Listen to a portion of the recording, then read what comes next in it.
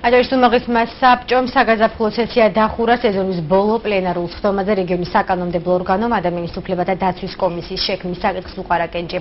გადაწყვეტილება ხმათა უმრავლესობით იქნა მიღებული. კომისია იზრუნებს, რომ მისი ფუნქცია მოსახლეობის პრობლემური საკითხების განხილვა იყოს.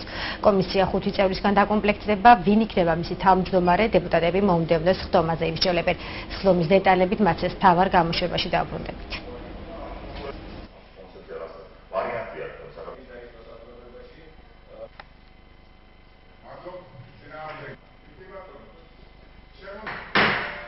მოქალაქეებს, რომელსაც აქვთ კერძო საკუთრების პრობლემა, რომელსაც აქვთ მიწებთან დაკავშირებული პრობლემა, რომელსაც აქვთ პატიმრებთან დაკავშირებული პრობლემა და უამრავი სხვა პრობლემა, რომელიც ზღუდავს ადამიანის თავისუფლებებსა და უფლებებს, ექნებათ კონკრეტული მისამართი აჭარის უმაღლეს საბჭოში, ინსტიტუციურად გამყარებული, რომელიც იზრუნებს იმაზე, რომ ამ ადამიანების უფლებები იყოს დაცული.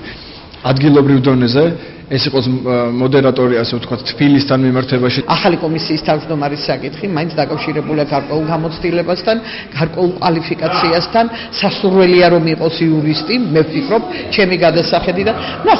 ნახოთ, ჯერ კიდევ განიხილება კანდიდატურა.